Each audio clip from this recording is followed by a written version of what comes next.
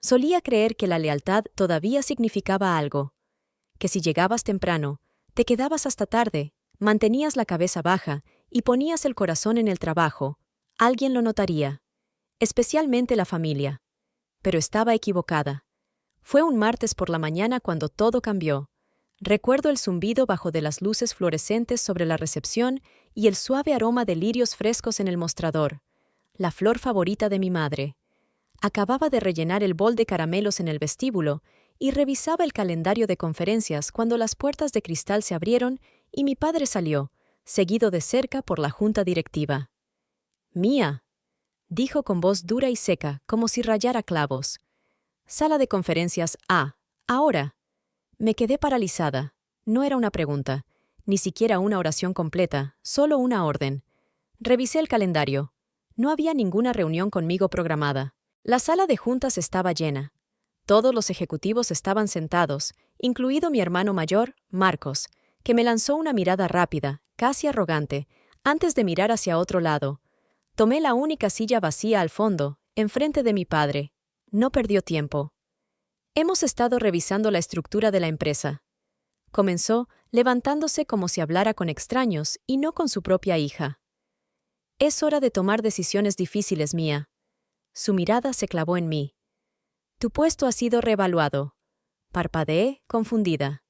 «Eres recepcionista», dijo. «Atiendes teléfonos, recibes clientes. Eso no es una posición estratégica. Necesitamos profesionales dirigiendo esta empresa. Familia o no, no importa». Un silencio cayó por un momento, como si hasta el aire dejara de moverse. Luego, alguien se rió. Otra risa siguió. Creo que fue uno de los financieros, pero no estaba segura. Mi visión se nubló. Se estaban riendo de mí. «He estado aquí 7 años», dije en voz baja, con la voz apenas firme. «He hecho todo lo que me han pedido. Conozco a cada cliente, cada proceso interno, cada actualización del sistema.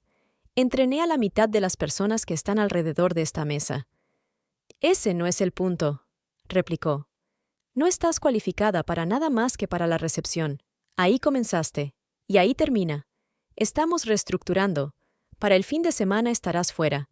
Recursos humanos tiene tus papeles de salida». Las palabras no se registraron de inmediato.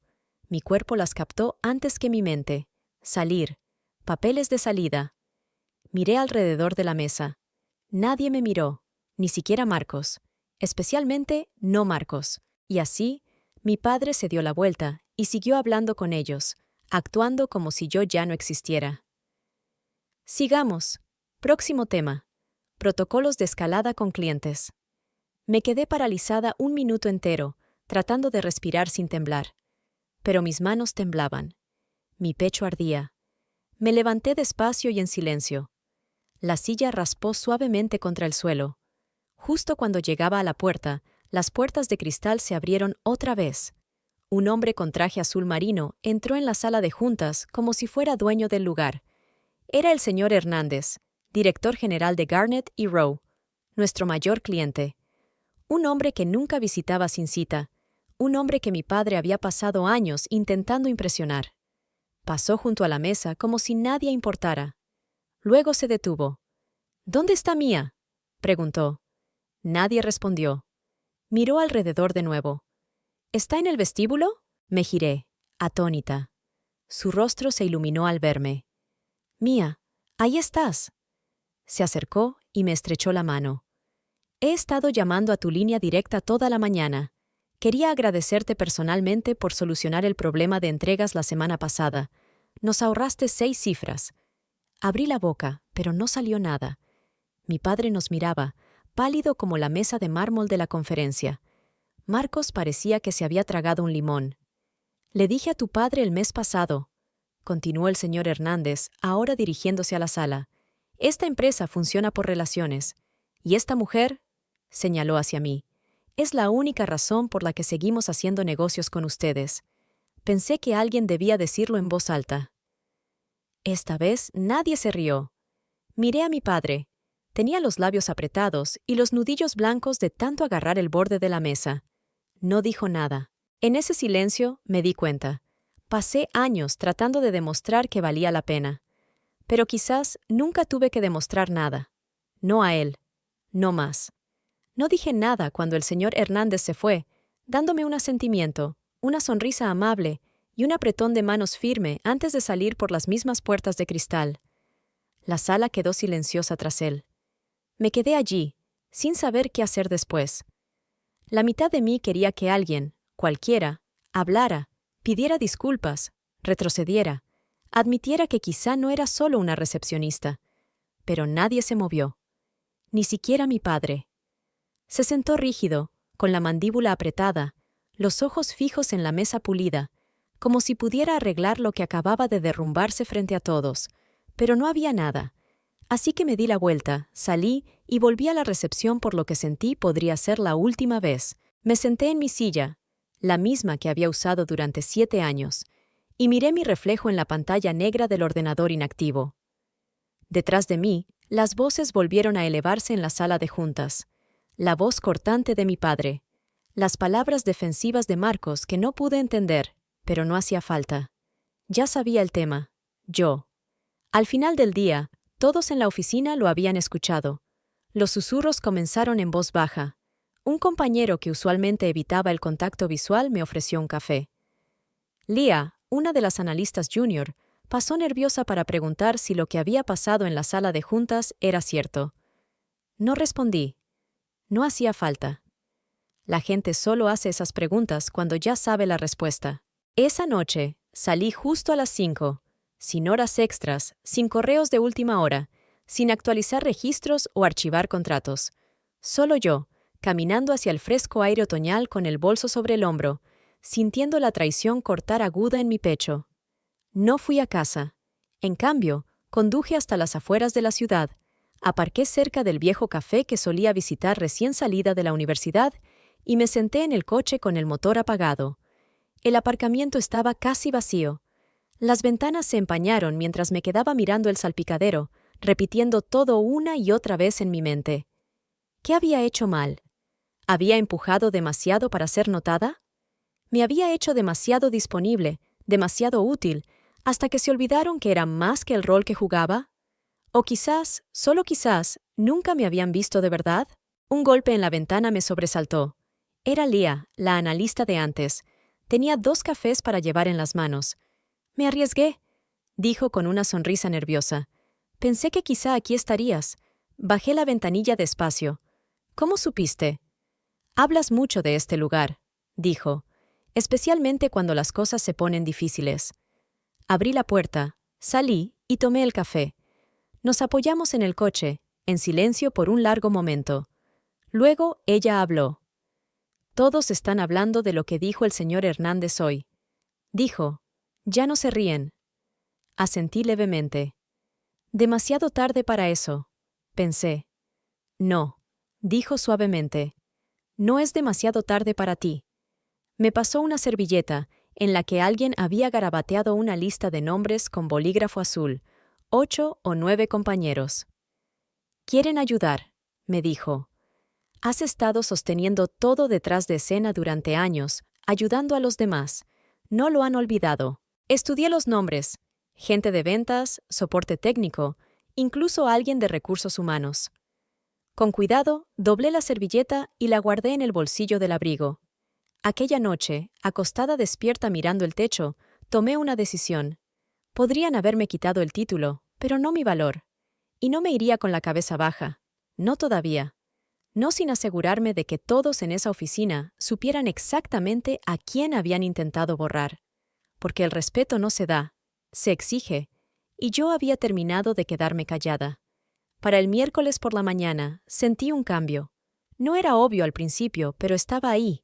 Pausas en las conversaciones cuando pasaba, miradas prolongadas de compañeros que apenas me notaban antes, un asentimiento del señor Ramírez, el director financiero, que usualmente solo reconocía a los ejecutivos. Algo estaba cambiando. Me senté en mi escritorio, aún oficialmente recepcionista, aún atendiendo teléfonos, pero dejé de fingir. No más sonrisas forzadas, no más risas a malos chistes, no más recados de última hora para reuniones a las que no me invitaban. Hacía mi trabajo con eficiencia y calma, como alguien que ya sabía algo que nadie más sabía, porque así era. La visita del señor Hernández había abierto algo, no solo en mi padre, sino en toda la empresa. La noticia se difundió rápido, más rápido de lo que esperaba. Y no solo dentro de esas paredes.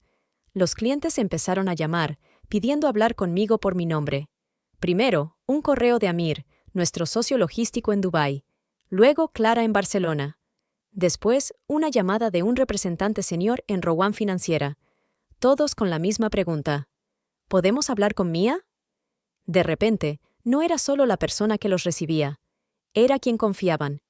Quien resolvía problemas, recordaba cumpleaños, notaba cuando alguien sonaba agotado por teléfono. Quien nunca necesitó crédito, pero siempre hacía el trabajo. Hasta ahora.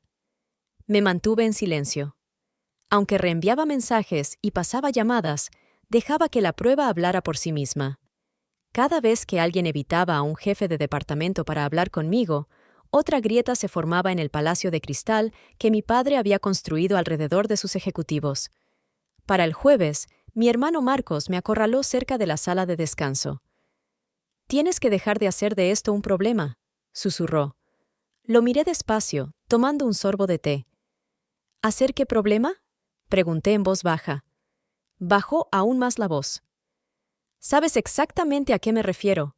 Los clientes saltándose la cadena de mando, los chismes. Papá está furioso. Quizá debería haber leído la sala antes de despedirte frente a la junta». Respondí con frialdad. Esa fue su decisión. Marcos se acercó más, pensando su próximo movimiento. «Estamos reestructurando. Eso es solo negocios». «No», dije firmemente. «Eso es ego». Se rió con desdén y se alejó, pero sus hombros estaban tensos y sus pasos más rápidos de lo habitual. No solo estaba enojado, estaba nervioso. Más tarde esa tarde, recibí una llamada de la oficina del señor Hernández.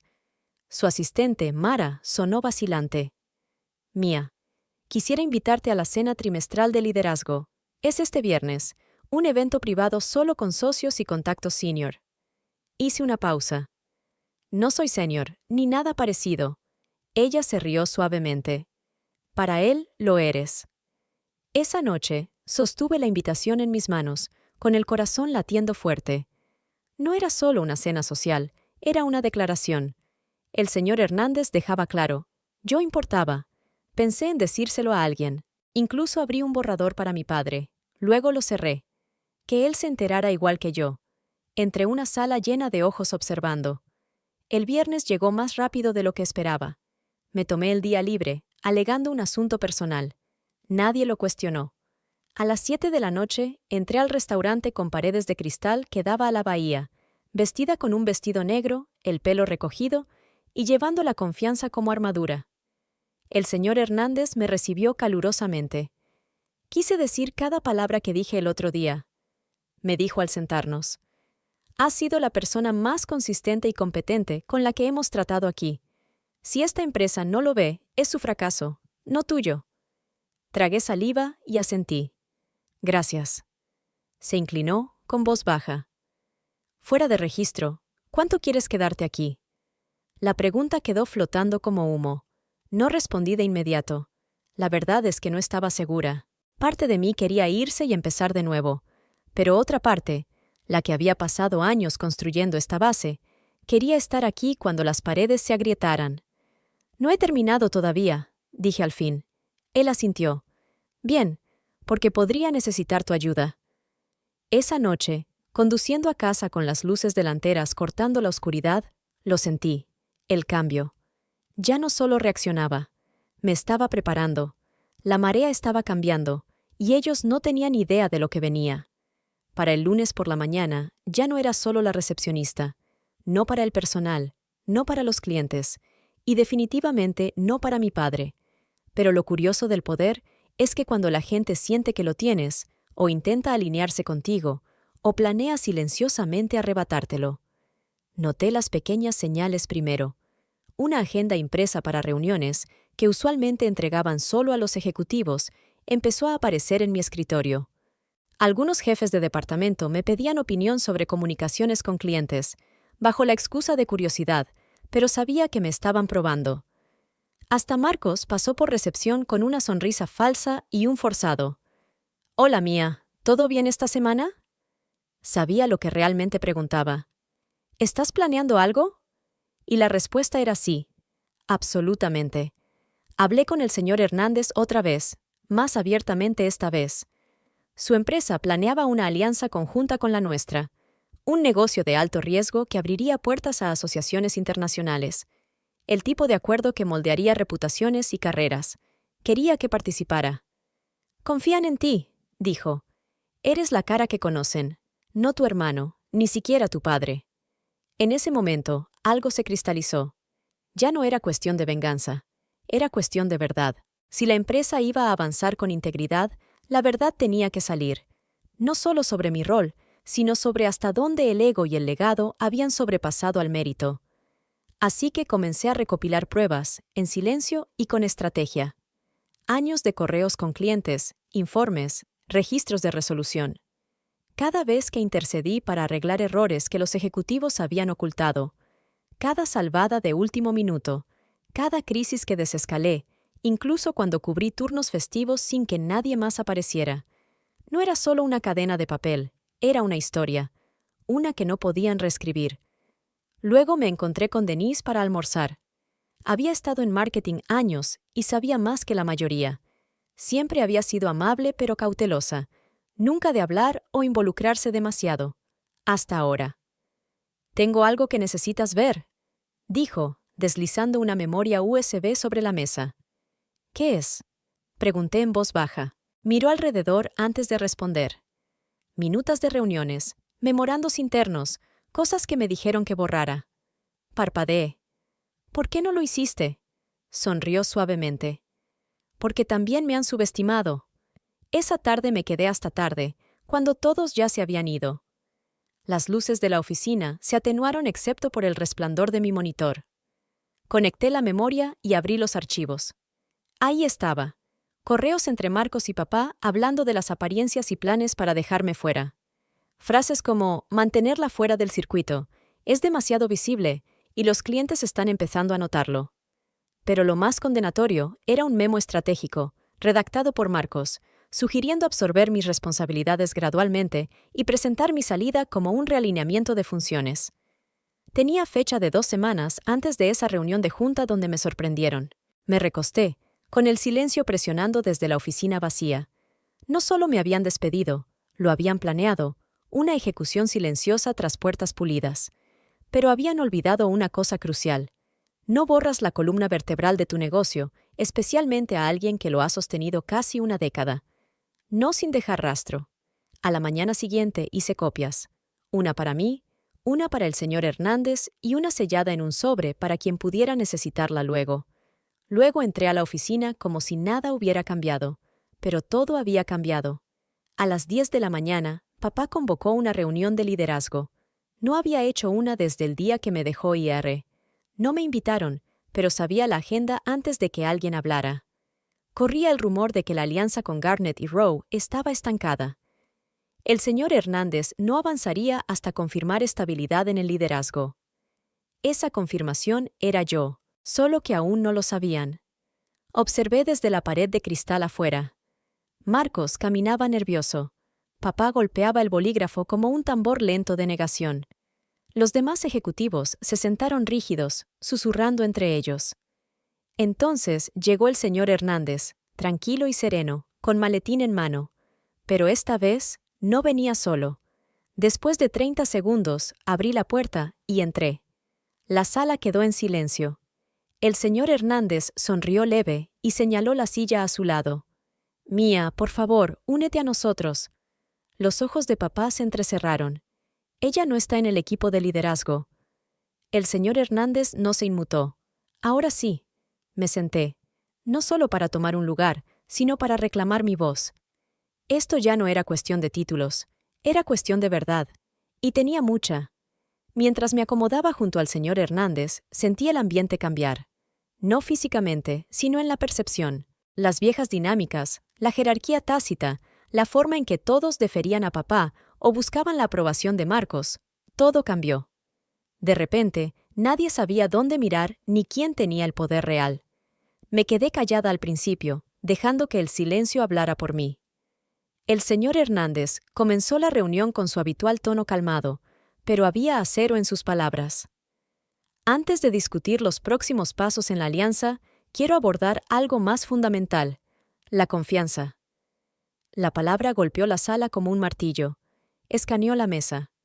Durante el último año he observado cómo opera esta empresa, sus relaciones con clientes, el liderazgo, la dinámica interna. Francamente, estoy preocupado. Papá se tensó. Con todo respeto, no creo que este sea el lugar. No, interrumpió el señor Hernández con firmeza, girándose hacia él. Este es exactamente el lugar. Sacó una carpeta de su maletín, la misma que le di esa mañana. He revisado documentación que pinta un panorama preocupante, un esfuerzo deliberado para marginar a una de sus empleadas más capaces, una empleada responsable de mantener a flote varias de sus cuentas más grandes, incluida la mía. Deslizó la carpeta hacia papá. Papá no la tocó. Marcos se movió incómodo, el rostro perdiendo color. «Esto es ridículo», dijo finalmente papá. «Mía era recepcionista. Le dimos un trabajo. Nunca fue». «¿Nunca qué?», interrumpí en voz baja. «Nunca calificada. Nunca debió ser más que la chica que sonríe en la recepción y organiza su calendario». Me miró sorprendido, pero no retrocedí. «¿Sabes cuántas veces limpié tus errores, papá?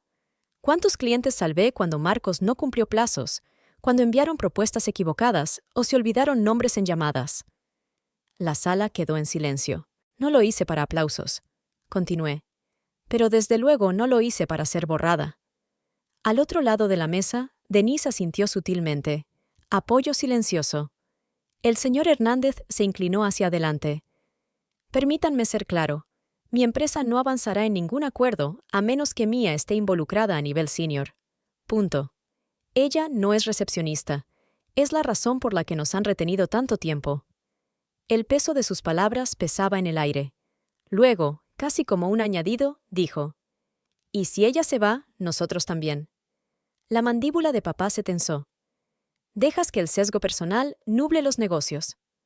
«No», dijo firmemente el señor Hernández. Silencio. Por un largo momento nadie habló. Luego, lentamente, papá tomó la carpeta y la abrió.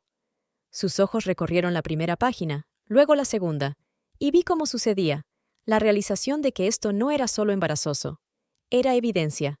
Exposición. Firmada, fechada y rastreable. Cuando levantó la vista, su rostro estaba pálido. «Mía», dijo en voz baja, «¿por qué no viniste a hablar conmigo directamente?» «Lo hice», dije. «Durante 7 años. Por primera vez en mi vida, no tuvo respuesta. Después de la reunión, la gente evitaba mi mirada, no por desprecio, sino por vergüenza. Algunos parecían querer decir algo.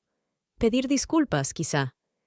Otros se quedaban en silencio, sin saber cómo enfrentar la verdad que había sido arrastrada a la luz fluorescente. Marcos no dijo nada. Siguió a papá hacia la salida, cabeza baja, puños apretados. Me quedé atrás. El señor Hernández se volvió hacia mí mientras la sala se vaciaba. «Lo manejaste con gracia», dijo. Negué con la cabeza. «Lo manejé con hechos», sonrió. «Lo mismo en tu caso. Al regresar por la oficina, pasé por mi antiguo escritorio. Había alguien más allí, probablemente una temporal.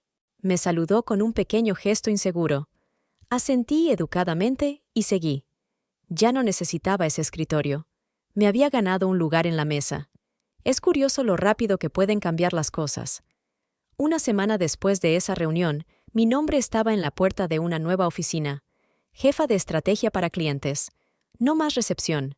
No más recepcionista. Ahora tenía un equipo real, un título real, y un asiento en las reuniones ejecutivas donde la gente no solo escuchaba, pedía mi opinión. Pero no era el título lo que más importaba. Era la forma en que me veía a mí misma. Durante años, creí que tenía que probar constantemente que pertenecía, que trabajar el doble era el precio para que me tomaran en serio. Puse horas extras, entregué más de lo esperado, limpié desastres que no eran míos. Y aún así, seguía siendo ignorada como si no existiera. Ahora veo las cosas de otro modo. El respeto no se gana solo con lealtad. Es algo que reclamas con firmeza, poniendo límites claros. Y finalmente aprendí a hacer justamente eso.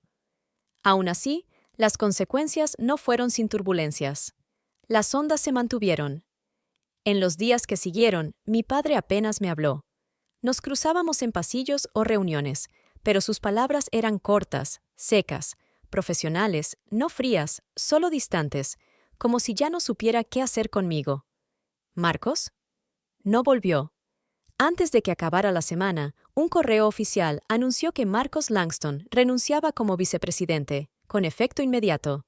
Sin explicación, sin despedida, sin palabra de papá. Solo una salida silenciosa y calculada. Se rumoreaba que Marcos enfrentaba una elección, renunciar en silencio o someterse a una investigación interna. Considerando la evidencia que entregué, no fue una decisión difícil. Al leer ese correo, no me sentí victoriosa. Me sentí firme. Esa es la única forma de describirlo, porque esto dejó de ser cuestión de venganza. Se volvió cuestión de claridad. El lunes siguiente llegó una invitación inesperada a una mesa redonda con el señor Hernández y otros socios clave. Era el tipo de reunión que ni siquiera sabía que existía, donde se toman decisiones antes de que el resto de la empresa se entere. El tipo que siempre me dijeron que estaba por encima de mi categoría. Y ahí estaba yo, no por política, sino por prueba irrefutable. Más tarde, en mi oficina, encontré un sobre en mi escritorio, sin nombre, solo para Mía, escrito con una letra que reconocí al instante, la de mi padre. Vacilé antes de abrirlo. Dentro había una nota escrita a mano, simple y sin adornos, sin membrete. Mía, siempre has tenido más fuerza de la que supe manejar. Lo veo ahora. No solo ganaste tu lugar, lo defendiste, incluso cuando hice que fuera casi imposible. Esa resiliencia no te la enseñé yo, la construiste tú misma. No espero perdón. Solo quiero que sepas que estoy orgulloso de ti. Papá. La leí 3 veces antes de dejarla a un lado. No era perfecta, ni borraba errores del pasado, pero era un comienzo. Una admisión silenciosa de que quizás, solo quizás, estaba listo para cambiar. Esa noche me quedé hasta tarde, no por obligación, sino por elección. Recorrí los pasillos silenciosos de una oficina que durante mucho tiempo consideré un segundo hogar. Pasando por el vestíbulo, la sala de descanso y el viejo escritorio donde pasé incontables horas sin reconocimiento, manteniendo todo a flote, me invadió una realización. Los legados no se heredan simplemente, se reescriben. Papá construyó esta empresa con disciplina y empuje, pero yo estaba ayudando a reconstruirla con algo igual de vital: dignidad. Esa fue la verdadera transformación. Una semana después, lancé una iniciativa de mentoría dirigida a empleados jóvenes, especialmente mujeres y personal de nivel inicial, que a menudo pasaban desapercibidos. La llamamos De la primera línea al futuro, un espacio donde la gente puede crecer y ser vista antes de tener que luchar por reconocimiento. Por primera vez, sentí que no solo sobrevivía al sistema, lo estaba cambiando. No estaba amargada, ni enojada, estaba orgullosa. No porque finalmente me dieran poder, sino porque entendí que nunca necesité permiso para reclamarlo. Al final, el título en mi puerta o el asiento en la mesa no eran lo más importante. Era la voz que recuperé y el valor para usarla. Y eso, entendí, era el legado que quería dejar. No solo para mí, sino para todos los que alguna vez les dijeron que solo eran nada.